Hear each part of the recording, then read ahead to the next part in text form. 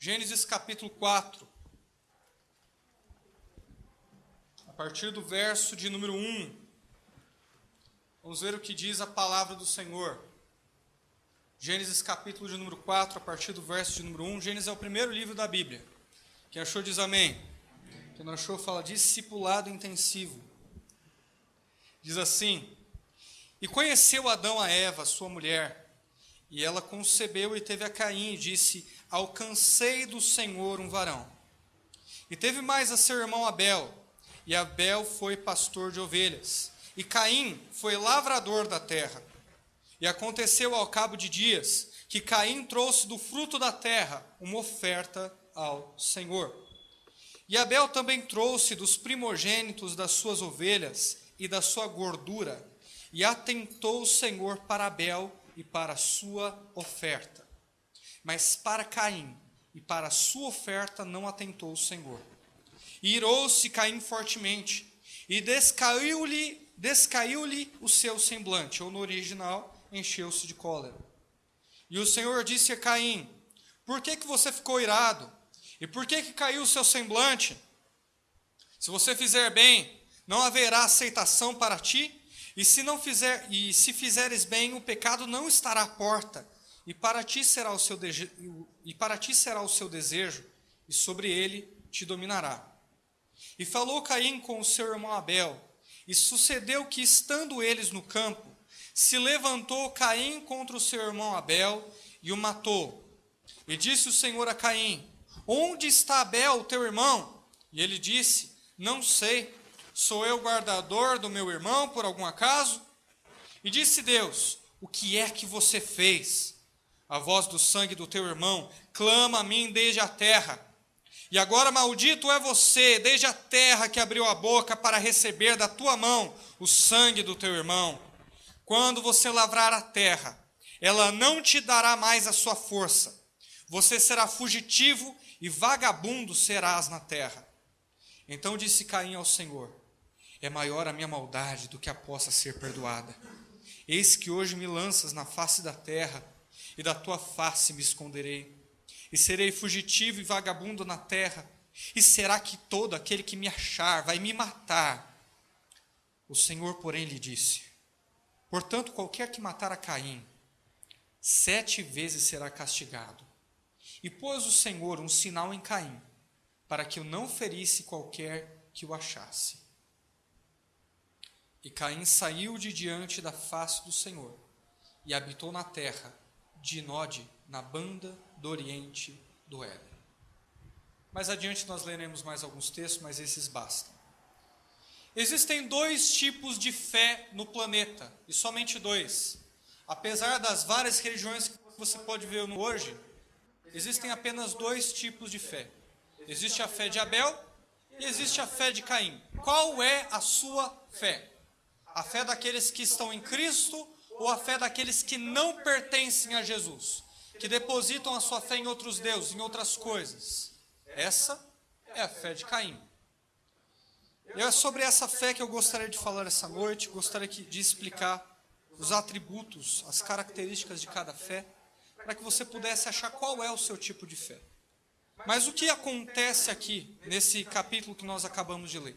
O homem tinha acabado de cair, Adão e Eva pecaram e foram expulsos do jardim do Éden.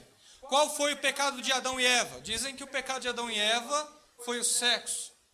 Esse não foi o pecado de Adão e Eva não, irmão. Lá em Romanos diz assim que pela desobediência de um homem, todos foram feitos injustos. Então o pecado do homem no jardim do Éden não foi o sexo, mas a desobediência, comer do fruto proibido. Eles foram lá, comeram e caíram, saíram da presença de Deus e Deus os expulsou do jardim do Éden. Sexo é bom, é gostoso e é um mandamento. Se você é casado, desfrute com louvor, faz bem, amém? Agora acontece que depois de Adão e Eva terem sido expulsos do jardim do Éden, eles tiveram 2 filhos, Caim e Abel, possivelmente gêmeos, porque a Bíblia não dá um tempo de afastamento um do outro.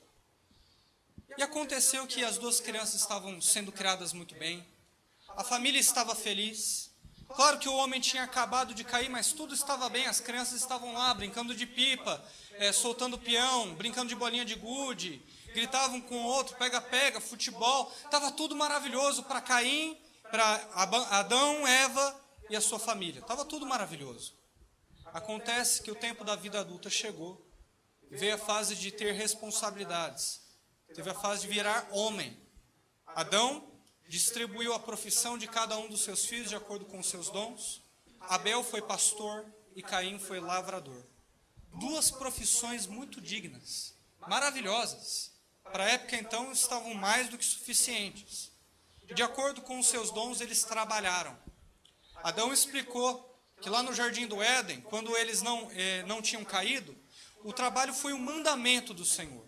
O homem não só vive para trabalhar, mas ele trabalha para poder viver também. O trabalho é um mandamento do Senhor e foi esse o meio que Deus escolheu para que o homem pudesse glorificá-lo e servir ao próximo. O que foi amaldiçoado depois da queda do homem foi a terra, foi o resultado do trabalho. Deus chega e fala assim, olha, agora do suor da terra você vai ter que buscar o seu pão. No Jardim do Éden bastava lançar uma semente que o fruto nascia, era rápido, era veloz, a terra era muito boa, mas porque o homem pecou, então era necessário mais trabalho, mais labor, mais suor, técnica para arar a terra. Tudo isso foi maldito por causa da queda do homem. E eles estavam lá desempenhando as suas profissões, estava tudo indo muito bem, e aconteceu uma tragédia. Dessas que a gente vê no jornal mesmo. Caim atraiu o seu irmão Abel para o campo e, sem com que ele percebesse, pegou a foice, acertou a sua cabeça e o matou. Que tragédia, não? Parece com as tragédias que a gente vê no jornal todos os dias. Tão violento quanto Suzane von Richthofen matou os pais a pauladas. Tão frio quanto Alexandre Nardoni jogou a Isabela pela janela. Eu estou abrindo aqui o jornal da época, eu estou te mostrando o primeiro assassinato entre família. O irmão que mata o mais jovem por inveja. O irmão que mata o mais jovem por ódio, por rancor. Eva ficou impressionada, Eva ficou desesperada. Não sabia o que fazer porque ela nunca esperava enterrar o filho. Ela sempre esperava que o filho a enterrasse, mas a ordem das coisas foram invertidas. O seu filho mais velho tinha que andar como fugitivo da terra, porque matou o mais jovem. Ela ficou desesperada. Quando você conversa com uma mãe, trabalhadora, guerreira, que luta para sustentar a sua casa, quando você conversa com essa mãe sobre a tragédia que ela viveu, sobre um assassinato familiar, uma das coisas que ela lembra é do dia do nascimento dos seus filhos. Quando ela recebeu a notícia, ela se lembrou do dia do nascimento dos seus filhos. Quando teve Caim e quando teve Abel. A palavra Caim quer dizer adquirido. É isso que quer dizer a palavra Caim. Quer dizer que Deus deu a vida. E a palavra Abel quer dizer fôlego. É a mesma palavra usada em Eclesiastes para vaidade. Onde ele diz que tudo é vaidade, que a vaidade passa. Então, em resumo, Caim estava mostrando que Deus é o doador da vida. E Abel estava mostrando que a vida também é breve. Viva a sua vida hoje com toda a força que você possui, de maneira a agradar a Deus, porque você nunca sabe quando vai ser a sua hora. A vida é breve, meus irmãos. Mas olhando essa tragédia familiar, olhando esse assassinato que a gente só está acostumado a ler em jornais hoje, a gente tem que fazer uma pergunta de policial civil aqui, de investigador da Polícia Civil. Qual foi o motivo do crime? O que levou Caim a matar Abel? Essa é uma boa pergunta, ela tem que ser respondida. E quando a gente faz essa pergunta, a gente é dirigido pela Escritura aqui no verso de número 3 e 4, onde diz: E aconteceu ao cabo de dias que Caim trouxe do fruto da terra uma oferta ao Senhor. Caim era lavrador, pegou de tudo ali que ele tinha e ele trouxe ao Senhor o melhor que ele tinha. Abel, ele era pastor de ovelhas, não era um trabalho tão árduo quanto ser lavrador, porque você imagina, cuidar de ovelhas é mais ou menos do tipo, olha, tem água aqui, tem alimento aqui, olha, é hora de dormir, todas quietinhas, vamos dormir aqui. Era o trabalho dele. Caim não. Caim era o trabalho do suor. Caim era o trabalho da luta.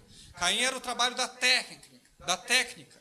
Para você ver, você tem faculdade de agronomia, mas você não tem faculdade para se tornar pastor de ovelhas, animal. Então, ser agrônomo, ser lavrador é muito mais trabalhoso do que ser pastor de ovelhas. Caim trouxe alguma coisa que ele tinha, depositou sobre uma pedra, deve ter ficado bonito. Você imagina fazer esse experimento? Pega verduras e frutas, coloca elas de uma maneira variada ali, das várias cores que tem, coloca sobre uma pedra, vê se não fica bonito. Abel não. Abel foi lá, pegou o bezerro, o melhor que ele tinha. A gente vê isso pela gordura que está aqui registrada no verso de número 4. Ele pega a melhor cordeiro que ele tinha, ele leva lá, mata, acabou, é o sacrifício dele. Não teve técnica, não teve trabalho, não teve luta, não, foi só pegar um cordeirinho e ir lá e imolar. E a Bíblia registra que Deus teve prazer em Abel e na sua oferta, mas Deus não teve prazer em Caim e na sua oferta. Por que Deus gostou da oferta de Abel e não gostou da oferta de Caim? Por que ele amou um e rejeitou o outro? Lá em Hebreus 11 a gente vai perceber que Abel, pela fé, ofereceu o melhor sacrifício do que Caim. Por que Deus se agradou do sacrifício de Abel? Porque foi um sacrifício dado pela fé. E por que Deus não se agradou do sacrifício de Caim? Porque foi um sacrifício dado pelo esforço próprio, pela luta própria. Em outras palavras, foi um sacrifício dado pela fé em si.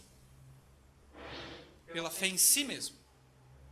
Por isso que Deus odiou a oferta de Caim e amou a oferta de Abel. Caim, percebendo que Deus havia se agradado da oferta de Abel, possivelmente Deus consumiu com fogo o altar em que Abel depositou o seu cordeiro e não consumiu o altar em que Caim depositou as suas frutas. Caim ficou com muita raiva. Ele se encheu de ira e desejou a morte do seu irmão. Não se sabe quanto tempo passou desde em que ele ficou nutrindo o ódio pelo seu irmão. Mas um dia ele foi lá e o matou. Matou o seu irmão por inveja, por ódio, movido pela cólera. Mas é Abel. Por que ele agradou tanto a Deus assim? Você vai ver registrado na escritura desse capítulo os dois tipos de fé que dirigem o mundo. Só existem dois tipos de fé: a fé em Cristo, que descansa, que confia, e a fé em si mesmo. São esses os dois tipos de fé que existem no mundo hoje. O espiritismo kardecista é fé em si mesmo, fé no seu trabalho. Você morre, volta, porque reencarna e tem que melhorar, tem que lutar, depende de você mesmo. É tudo um esforço próprio, é tudo uma luta própria. Budismo a mesma coisa, catolicismo a mesma coisa. Eu tenho que trabalhar, eu tenho que fazer, eu tenho que lutar, eu tenho que ser bom para ser salvo, para merecer alguma coisa. Mas a fé em Cristo, ela não trabalha assim. A fé em Cristo é: confie no que eu fiz e descansa. Confie em que eu sou e tenha a vida eterna. Quem confia no que eu fiz por você e seja salvo. Abel, ele lembrou do que aconteceu com os pais dele. De duas coisas. Primeira, que os pais dele tiveram as suas roupas tiradas e substituídas por pele de cordeiro. Deus fez pele de cordeiro para Adão e Eva, dizendo que a justiça deles, que o pecado deles tinha que ser substituído pelo cordeiro dele, pelo sacrifício dele. E Deus também prometeu que pelo seu descendente ele pisaria na cabeça da serpente. Abel, ele ligou uma coisa com a outra. Ele percebeu que Deus prometeu um descendente que pisaria na cabeça da serpente, que é Cristo. E ele percebeu que pela consequência do pecado do pai e da mãe, era necessário um sacrifício, era necessário morte. E concluiu que alguém deveria morrer pelos seus pecados, possivelmente o descendente que pisaria na cabeça da serpente. Abel teve uma revelação de Cristo. Abel entendeu quem ele era, que ele viria para morrer pelos pecados dos homens. Tanto que João Batista, lá no Novo Testamento, declara: eis o Cordeiro de Deus, não é meu não, eis o Cordeiro de Deus que tira o pecado do mundo. Então o que Abel fez aqui, ele só reproduziu o que Deus já tinha feito por ele há muito tempo. Lá em Apocalipse 13:8 diz assim, que o Cordeiro de Deus, ele foi morto desde a fundação do mundo. É isso que você ouviu mesmo. Antes que Deus falasse haja luz, ele falou que haja cruz. Ele já sabia que o homem ia pecar. Ele sabia que o homem ia sair da sua vontade. E desde aquele tempo ele já se desprendeu, ele já doou, ele já entregou o seu filho para morrer pelos pecados dos homens. O seu cordeiro, o seu santo e inocente filho pagaria o preço do pecado de todos. É o que ele fez. Quando Abel ele oferta esse cordeiro, ele só está reproduzindo aquilo que Jesus já havia feito por ele há muito tempo. Ele estava olhando para os céus de mãos vazias, dizendo assim: eu confio, Senhor, eu descanso em quem Tu és, eu tenho fé naquilo que o Senhor fará por mim. Era isso que ele estava declarando pelo sacrifício dele. Foi um sacrifício dado por fé. Caim não. Caim não tinha fé naquilo que Deus fez por ele. Ele não estava nem aí no que Deus tinha feito por ele.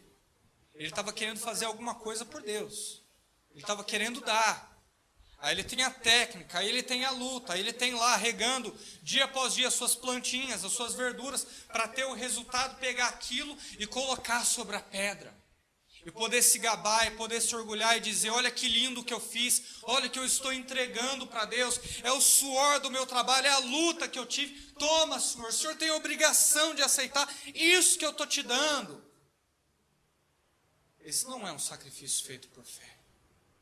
Abel teve fé em Deus, Caim teve fé em si mesmo. E o que é a fé em si mesmo?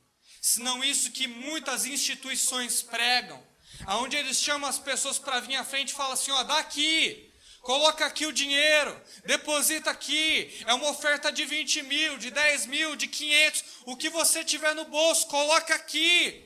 Porque quando você colocar aqui, Deus é obrigado a agir, Deus tem que agir. Isso é oferta de Caim, não é oferta de Abel. É aquelas igrejas que dizem assim: ó, vem para a campanha. Porque se você lutar, se você fizer, se você correr, Deus é obrigado a te responder. É aquela religião que diz assim: ó, sobe no monte. Sobe no monte que eu quero ver se Deus não vai te responder. Quero ver se Ele não vai te dar a resposta que você precisa. Deus é obrigado a te abençoar quando você se sacrifica. É o que essas religiões fazem. É sacrifício de Caim. Tem suor, tem técnica, tem trabalho, tem doação, tem sacrifício. É fé em si mesmo, é fé na fé. Mas não é uma fé que descansa em Deus. Esse convite aí que Jesus Cristo fez: vinde a mim, todos os que estáis cansados e sobrecarregados, que eu vos aliviarei, porque o meu jugo é suave, o meu fardo é leve. Esse tipo de fé que descansa, esse tipo de fé que vem com mãos vazias só para receber, só para entender que Ele fez por você o que você jamais conseguiria fazer. Esse tipo de fé de Abel é rara no mundo hoje. As pessoas preferem ter fé em si. As pessoas querem dar alguma coisa para Deus, quebrar o galho de Deus. Como pastor, uma das minhas maiores lutas é fazer com que as pessoas entendam que o que Cristo fez por elas foi de graça, foi gratuito, que elas só têm que descansar. Às vezes eu chego para explicar, para discipular: olha, então, você precisa receber por meio da sua fé em Cristo Jesus a salvação eterna, e você se torna amigo de Deus, filho de Deus, filha de Deus. Aí a pessoa já me pergunta: pastor, mas se não for bondoso não é salvo não, né? Se não frequentar a igreja não é salvo não, né? Se não for lá todo domingo, se não ajoelhar, se não orar, se não subir monte, ninguém vai subir para o céu não, né, pastor? Eu falo: não, isso aí é outra coisa, isso daí você faz porque você ama Deus, porque você tem comunhão com Deus. Mas a salvação é gratuita, por meio da fé, ela é de graça. Foi Cristo quem te deu.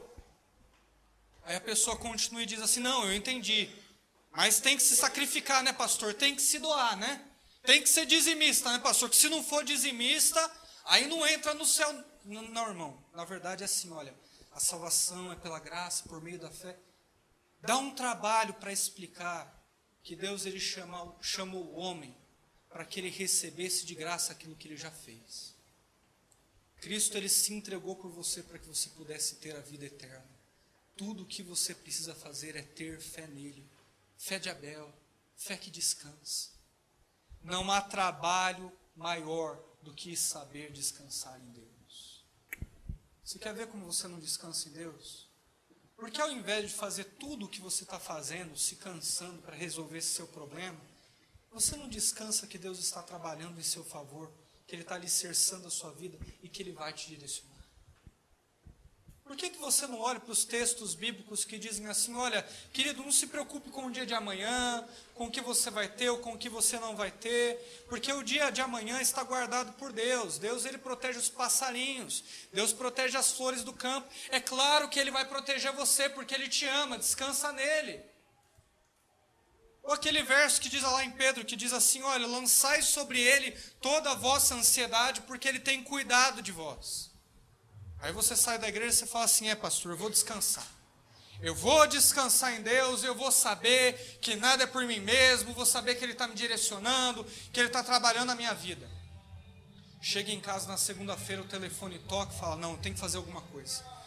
Porque Deus não me chamou para ficar parado, não. Quando na verdade você já fez tudo o que você podia, você já lutou como você pôde lutar, você já deu o seu melhor e a situação não se resolve. Já está claro que não depende mais de você, que tudo que você tem de fazer é descansar, é deixar com que Ele te guie. A salvação ela tem que ser princípio para a sua vida. Se Deus ele cuidou da salvação para que ela fosse de graça e atingisse você por uma fé que descansa, Ele não vai dar junto com isso todas as outras coisas que você precisa. Reconhece o Senhor em teus caminhos. Confia nele e o mais ele fará. Essa é a fé de Abel. Esse é o caminho de Abel. Que descansa, que confia, que sabe que está sendo guiado. É Davi ali apacentando os seus cordeirinhos, olhando para as suas ovelhas, dizendo, eu sou o pastor dessas ovelhas, mas o Senhor é meu pastor, nada me faltará. Deitar-me faz em verdes pastos, guia-me mansamente a águas tranquilas. É o evangelho do descanso. Está difícil convencer as pessoas que o evangelho do descanso funciona. As pessoas querem o evangelho de Caim, do sacrifício, da oferta, de subir monte, de descer monte, de orar, de sacrificar, de lutar, para ver se Deus responde, para ver se Deus fala, para ver se Deus dá, para ver se Deus muda a realidade. Não foi para isso que Deus te chamou. Deus te chamou para descansar em uma fé nele. Foi para isso que Deus te chamou. Essa é a fé de Abel. Uma fé que descansa, uma fé que sabe que nada vem de si. Uma fé que oferece a Deus o melhor que Ele pode dar. Olha, Senhor, eu confio naquilo que o Senhor fez. E o que acontece quando você tem a fé de Caim? O que acontece quando você vai por essa outra religião que diz assim, olha, depende de você, é só você e mais ninguém, é o teu esforço, a tua luta, a tua vida. O que acontece quando você vai pelo caminho de Caim? Você fica com inveja, você fica com raiva e o pecado ele passa a te dominar.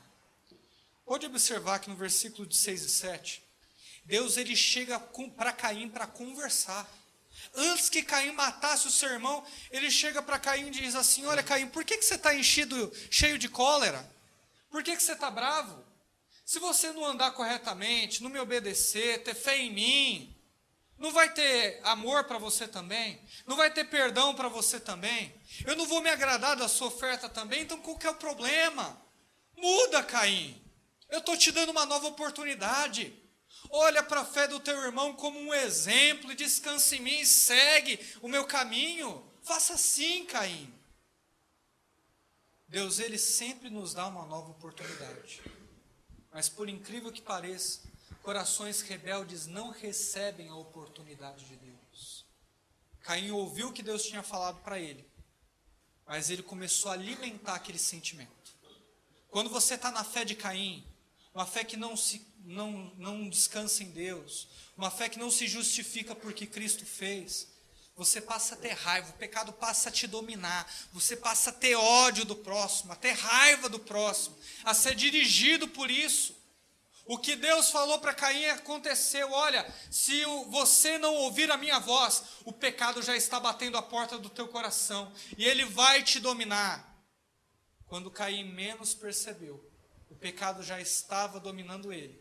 Ele levou o seu irmão para o campo, e tão violento quanto Alexandre Nardoni lançou Isabela pela janela, a sua própria filha. Caim pegou uma foice e arrancou a cabeça de Abel. O sangue jorrou naquela terra, ficou ali. Caim saiu da cena do crime, fugiu do flagrante, e Deus chegou para ele e falou assim: Caim, o que você fez? Aonde está o teu irmão, Caim? Aí Caim pega e diz assim: eu sou por acaso guardador do meu irmão? Caim ainda foi irônico com Deus, porque como Abel guardava ovelhas, era pastor de ovelhas, então Caim usou essa palavra: eu sou por acaso pastor do meu irmão? O senhor gosta de pastor, mas por acaso eu sou pastor do meu irmão? Não sou pastor do meu irmão, estou guardando ele não sei onde ele está. Arrogância e prepotência. Deus falou assim: maldita é a terra por sua causa, porque você lançou o sangue do meu inocente sobre a terra, então maldita ela é por sua causa. A terra já era maldita pelo pecado do pai dele, Adão, mas agora tudo que Caim plantasse, ele não receberia de volta. Para um lavrador, para um homem que aquilo era a sua vida, ele não sabia fazer mais nada, aquele foi o fim para ele. O que quer que ele plantasse, ele não ia colher. Ele estaria fadado a procurar por comida, a ser fugitivo, a andar pelo mundo. E qualquer um que o achasse, ia saber que ele matou o seu irmão Abel, e o mataria também. Possivelmente Caim fugiu até do pai Adão, porque se Adão soubesse quando Adão descobrisse que ele matou o próprio irmão, ele o mataria também, era mandamento, porque você estava matando alguém que era imagem e semelhança de Deus. E Caim foge. Qual é a consequência da fé de Caim? Maldição, andar pelo mundo, pertencer ao mundo. Essa é a consequência da fé de Caim. Quem tem fé em si morre sozinho. Quem tem fé em si não precisa depender de Deus, não tem comunhão com Deus. Quem tem fé em si pode se virar sozinho pelos padrões de Deus. O que mais Deus fala para Caim? Caim olha para Deus e diz assim, olha, no 13. Então diz Caim ao Senhor: é maior a minha maldade do que possa ser perdoada. Quem tem a fé de Caim não sente arrependimento. Quem tem a fé de Caim sente remorso. Perceba que Caim não estava preocupado em ter matado o seu irmão, não estava preocupado com o seu caráter, não estava preocupado com o mal que fez, ele só estava preocupado com a consequência do seu pecado. Ele estava dizendo: olha, Senhor, não é por nada não, mas a sentença que o Senhor está me dando é maior do que eu possa aguentar. Eu não posso aguentar isso, eu não quero esse castigo todo. Qualquer um que me achar vai me matar. Deus teve misericórdia de Caim e falou e disse assim: tudo bem, eu vou colocar um sinal em você, eu vou colocar uma marca em você, e qualquer que te achar não vai te matar, porque sabe que eu estou te protegendo. E aquele que se alguém te matar, eu vou vingar a sua vida. É o que ele prometeu a Caim. E Caim sai pelo mundo. Quem tem fé de Caim é amaldiçoado. Quem tem fé de Caim não agrada a Deus. Quem tem fé de Caim anda pelo mundo. E quem tem a fé de Caim sente remorso e não há arrependimento. Mas quem tem a fé de Caim passa a maldição para os seus filhos e filhas. Não estou me referindo à maldição hereditária, mas estou me referindo a ensinamento. Caim, ele passou o que aconteceu com ele para os seus filhos e filhas. E aconteceu que ele teve aqui no 19, e tomou Lameque para si 2 mulheres. O nome de uma era Ada, e o nome de outra era Zilá. Um dos netos, dos tataranetos aí de Caim, era esse homem. E ele foi o primeiro bígamo, o primeiro homem a ter 2 mulheres. Então ele se lambuzou no pecado. Ele se enraizou no pecado. Quando você tem a fé de Caim, você passa isso para os seus filhos e filhas também. Você não incentiva as pessoas a terem uma fé de Abel, uma fé em Deus. Você incentiva as pessoas a terem uma fé de Caim, uma fé sacrificial. E esse homem, olha só que interessante que ele diz aqui no 23, 24. E disse Lameque às suas mulheres, Ada e Zilá: ouvi a minha voz, vós mulheres de Lameque, escutai o meu dito, porque eu matei um varão por me ferir e um mancebo por me pisar. Porque 7 vezes Caim será vingado, mas Lameque 70 vezes 7. O que o Lameque estava dizendo? Ele conhecia a história do seu tataravô e ele pensou que a proteção que Deus prometeu a Caim também estaria sobre a vida dele. Ele pensou assim, ora, se Deus ele protegeu Caim, que matou sem justificativa nenhuma um inocente, ele vai me proteger também por ter matado em defesa própria, em autodefesa. Ele vai fazer isso. E ele acreditava numa proteção que viria sobre a vida dele, de geração em geração, até dizendo, olha, a mim Deus vai vingar 70 vezes 7. Não é 7 vezes como ele prometeu ao meu tataravô, não. 70 vezes 7. Quando você está impregnado na fé de Caim, quando você tem fé em si mesmo, quando você tem fé no trabalho, no sacrifício, no labor, na luta, você passa isso para toda a sua família. E você passa de um jeito que os seus filhos, filhas e netos, eles começam a olhar para Deus assim, olha, Deus abençoe o rolê, olha, Deus vai me proteger, meu Deus é forte, meu Deus me protege. Mas pessoas que não estão interessadas em Deus, só nos benefícios e na proteção que Ele dá. É o que Lameque declarou aqui. Olha, eu quero proteção de Deus, mas eu não quero conhecê-lo. É esse o caminho que a fé de Caim leva. Em Judas 11, está escrito sobre o caminho de Caim. O caminho de Caim é o caminho da fé em si, é o caminho da rebelião, é o caminho de se tornar inimigo de Deus. Essa é a fé de Caim. Uma vez uma pessoa me perguntou, pastor, qual é a diferença entre o evangelho e todas as outras religiões do mundo? Eu respondi, olha, todas as religiões do mundo, você precisa trabalhar, você precisa lutar, você precisa suar, ter fé em si para receber algo em troca. O evangelho é o único que diz, tenha fé em Deus e no que Ele já fez e seja salvo. Descanse nisso, é a graça, aonde você não faz nada para merecer, porque você nunca vai merecer, você apenas abre a mão e recebe a fé de Abel, meu irmão. Essa é a fé de Abel que descansa e confia. Pare de ter a fé de Caim, pare de acreditar que as coisas vêm de você, pare de acreditar que você vai receber algum mérito da parte de Deus por ser bom, por ser honesto, trabalhador. Isso não vai acontecer. Aquele que se aproxima de Deus precisa se aproximar dele com mãos vazias, prontos a receber, pronto a declarar, Senhor, eu recebo o que o Senhor fez. Essa é a fé de Abel. Essas duas religiões estão dispostas, claras para você hoje. Qual você vai escolher?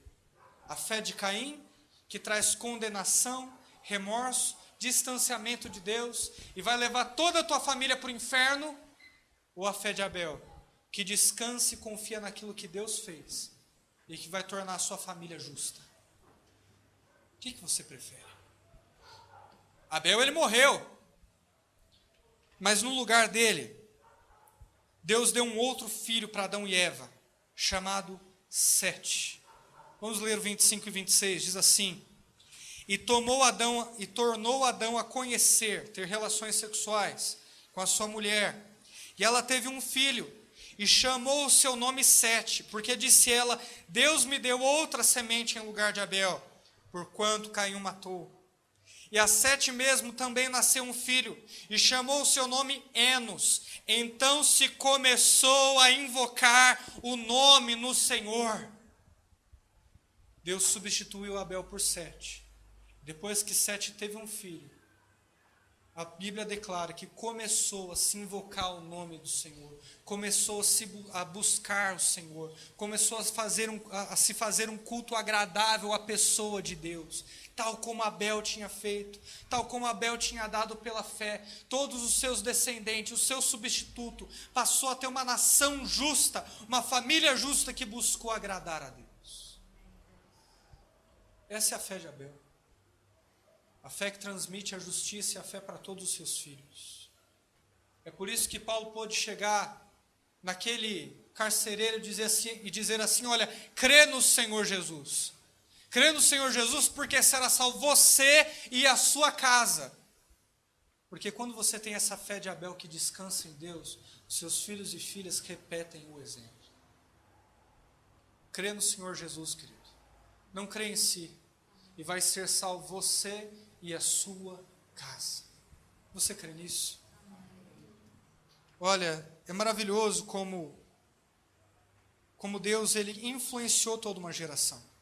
Se a gente continuasse lendo esse capítulo, a gente ia perceber que a descendência de Caim gerou pessoas muito ímpias, perversas, e que buscaram imitar a família de Sete.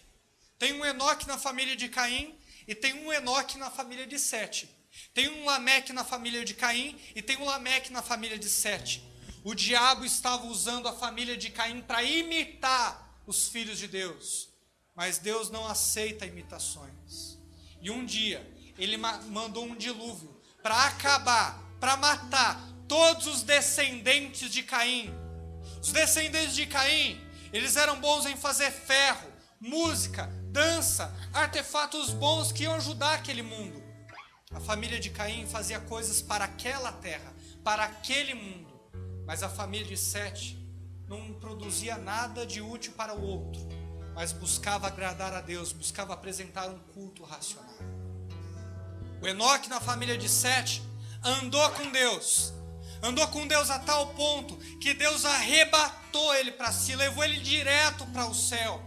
É um dos poucos registros que nós temos de uma pessoa que foi arrebatada para os céus para estar com Deus face a face. Ele não viu a morte, mas o Enoque da família de Caim morreu em seu pecado.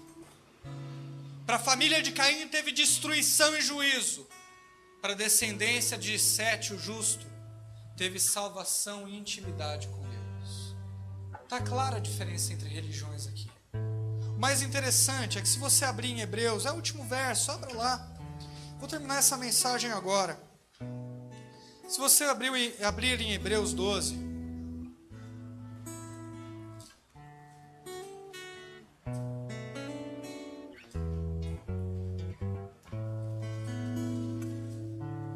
Hebreus 12, verso de número 24.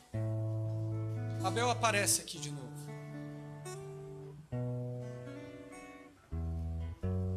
Diz assim, Hebreus 12, 24. Hebreus está na Bíblia, viu, irmão? E Jesus, o mediador de uma nova aliança, e é o sangue da aspersão que fala melhor que o sangue de Abel. Deus está falando na sua palavra que o sangue de Jesus fala mais alto, fala melhor do que o sangue de Abel. Por quê? O sangue de Abel representava a terra, porque foi derramado na terra. O sangue de Cristo representa o céu. O sangue de Abel condenou um culpado. O sangue de Cristo justificou gente culpada como nós.